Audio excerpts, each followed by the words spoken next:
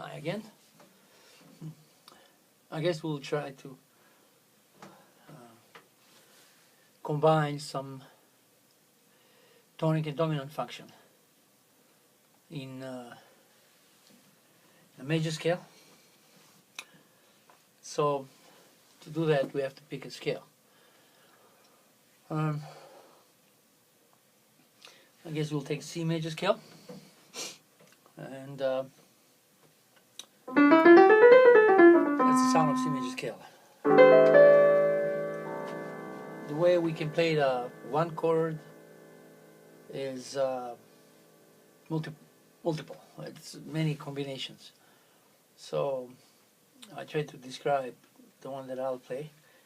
To hear the relation between the tonic and dominant, which is the balance that exists in music, I'm going to include the root. So like, that's my root, and these are the third, the sixth, and the ninth note. So I'm doing C6, 9 will be symbolized in the chord symbols. For the 5, I'm going to play the root, as I said, plus I'm going to 7, the third and the 6th or the 13th of the dominant. So we have, and then the 5 is, I can play the G down here, and I can play C down here. So once again we have tonic, and there's the 5, and back to the tonic. Once we put time to it, which will be how long we hold these two contrasting chords. Since we go back to the progression was 1, 5, 1, the 5 can go a little longer. That's how the balance is, will be symmetrical in a sense, or evenly spread. So if I go 1, 2, 3, 4, 1, 2, 3, 4, I can repeat 1, 2, 3, 4, and back to 1, 2, 3, 4. So I have 4 bars. Of course, we can play this right, left, and right, then left again, and opposite, and back to. So we have the harmonic progression. What do we play with the right hand? What can be our source for improvisation? I guess the very basic thing is to do the C major scale on the 1, which is on the 5 I can go.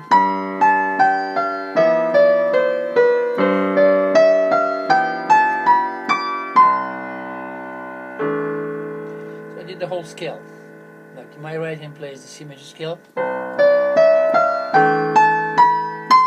I do the 5, I start from the 7th of the scale, which is the 3rd of the 5. So, and then again, I'm starting from the 5, and I can end at the 3rd. To complete that balance, we need to end on one of the chord notes. So the 3rd is usually a good solution. To finalize, it's good to finish on the tonic. So if I go.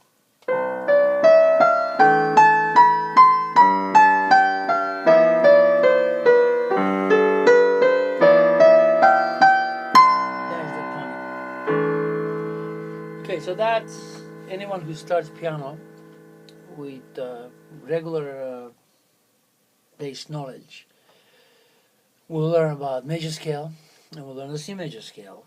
It's easy to remember, all white keys, and we'll comprehend this.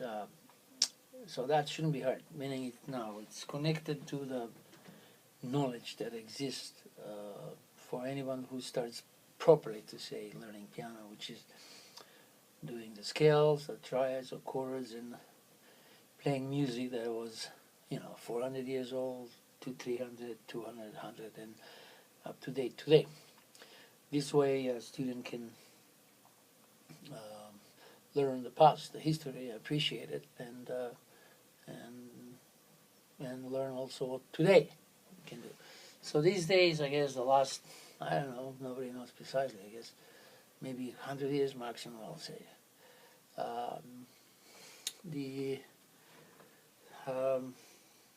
Instead of playing the 5 or the dominant, like that, we can play a diminished sound, which is like that. Now this diminished 7 chord comes from the minor scale, the harmonic minor scale, which students also learn to play in grade 5 or grade 6, I think something like that, with the Royal Conservative Music in Canada, which is also everywhere in the world. Any country will have this.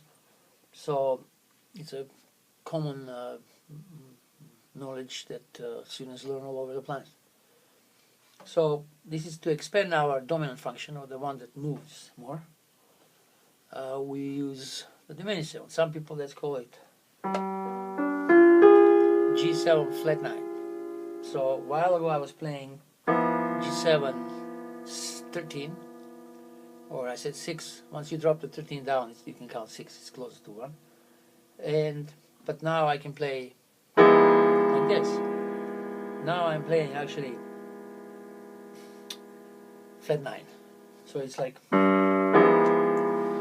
it's not quite diminished sound because there's no D in it. But I use that to have more notes on my right hand. So if I go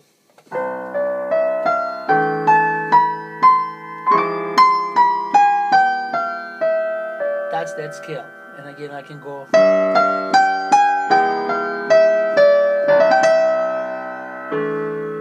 okay. So what I did with the right hand, I guess I went with the same major scale again as I did a while ago, and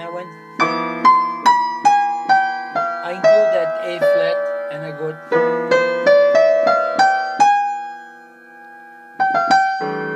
right.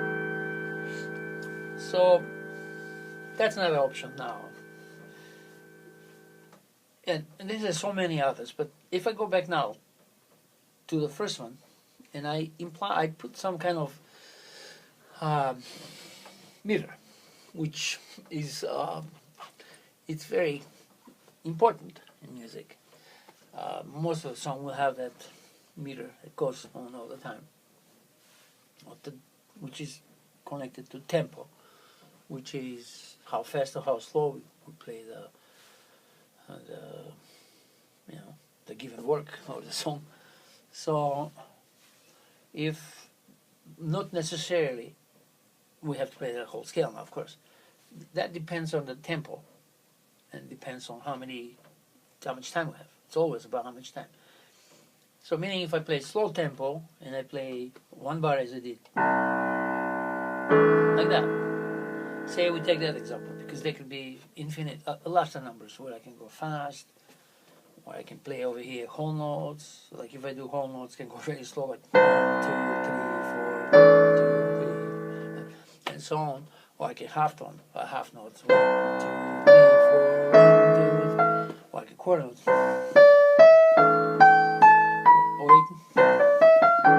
or 16 notes and so forth. Then and that will be more technical. That's another lesson myself, how to develop techniques. But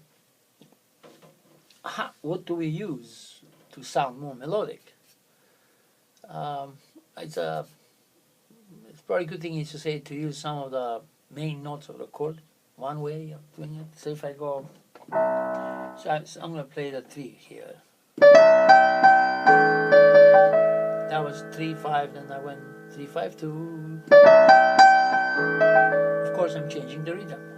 I can go. Now, not necessarily students should count this. You can go the way you feel it. And what's that? Well, you can take short notes. You can go fast notes, short notes. You have to experiment with it.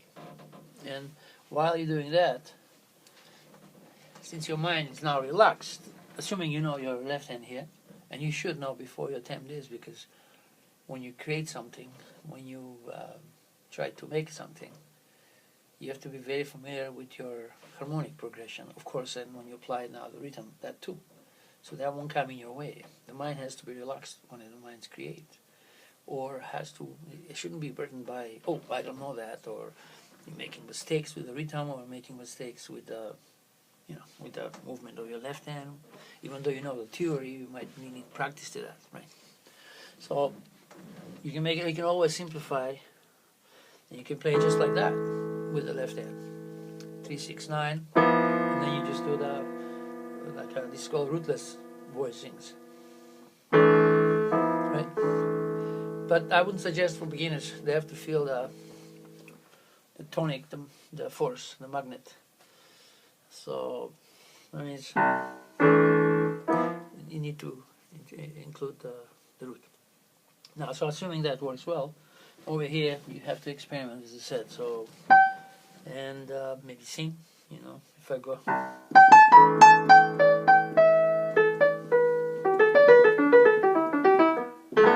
So what I did, what one can create, still based not too much on experimenting, but you can create, for example, a triad in your right hand, like a G major triad. So I go.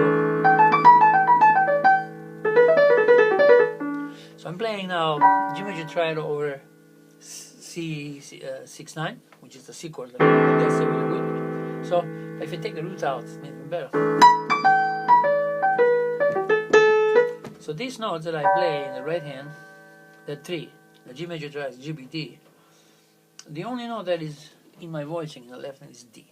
Maybe that brings them closer together. But my mind tells me often maybe 2 notes that are not in the left hand from the scale. So we have 4 notes if I include the root. We have 4 notes in the left hand from the C major scale, which is 1, 3, 6, and 9, or 1, 2, 3, and 6. So what's missing is 4, 5, and 7. So if I go, that will sound 2 tenths because these 3 notes will be in the 5. So my mind was wrong, I guess. So what you do is maybe keep those 2 for the other one, or I mean we can go out. You can go. You can start from one of those notes and end on that.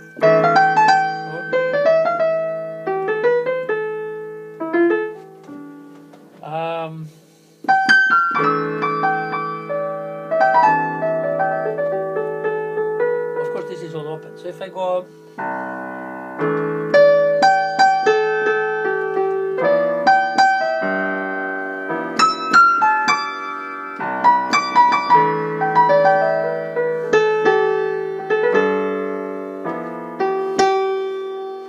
Now in this case I play them even. 1 was wrong, same as 5.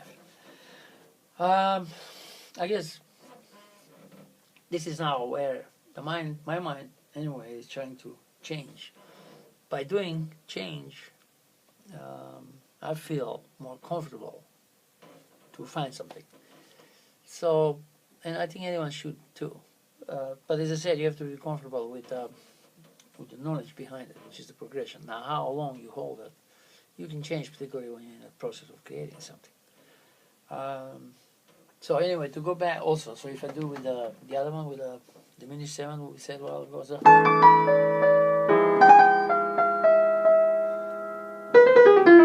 that was a scale. I did the C minor harmonic scale. Okay. To do another shift now, more options. These are more common these days, I believe, like on the 5 chord. On the 5 chord, there is a lot more combinations. So if I go on the 5, we can play, okay, since the diminished 7 chord from the C minor scale acts like 5 for C minor and can go to C major, the same diminished 7 chord, when we invert it, goes to E flat. E flat minor, which means can go E flat major. Same when we invert it again, second inversion. Of course, we have to respell it to do a harmonic change. So we don't change the sound, we change the name because of theoretical reasons. This chord now goes to G flat or F sharp minor, and then there's another one that goes to A major or A minor or A major, right? So therefore, all of a sudden I have these 3-4 centers: C, E flat, G flat, and A. The fives of these now 4 keys, I put them together because the logic is we can connect them through that diminished seventh. So therefore, if something goes to C, it can go to G flat, but the 5 of that key. So meaning, if I play, if I'm in C major, I can do pure G major triad, and I can do D flat triad in my right hand, and that's the 5 of G flat. And this is usually people call it triton substitution, even though I'm playing both. So, and of course, we can do like inversions, right? Like the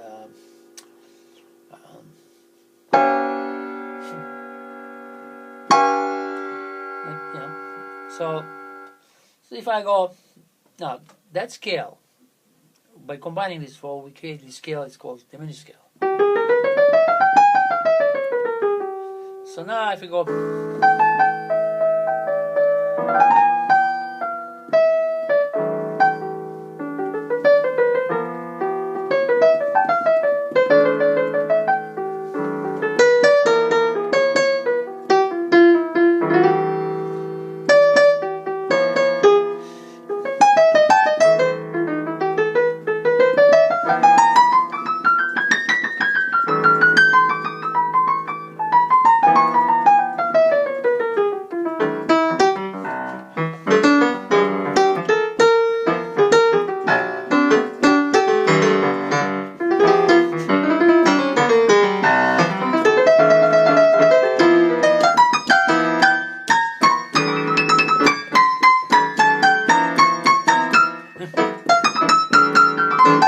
if you wonder why I'm doing all that, I have to go with a bit. I gotta do that. That's that. I don't know how to explain. You know, maybe the excitement of doing something yourself without reading it written down, and taking the challenge. It's like, in a sense, life. You know, you don't know what you're gonna meet when you get out of the house. It's a life full of surprises, and it's more realistic. Maybe, I don't know. Yeah. So to go back now to these 4 dominants. So if I'm in C, I'm playing C triad with my right hand, and the left hand has the same voicing as I had a while ago. So I can go like this, I can go like that, I can go like this, I can go. So on the G I can go.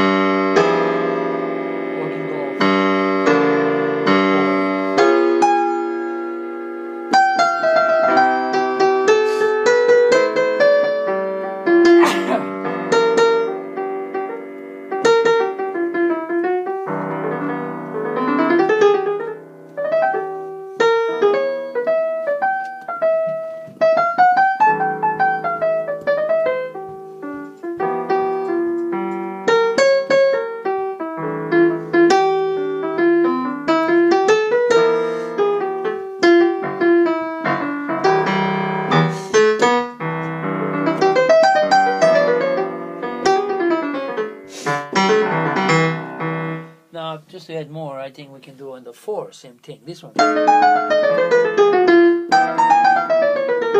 Just I had to throw this out. Like, instead of playing the 5, sorry. This, we can do 4. So it's like 1, 4.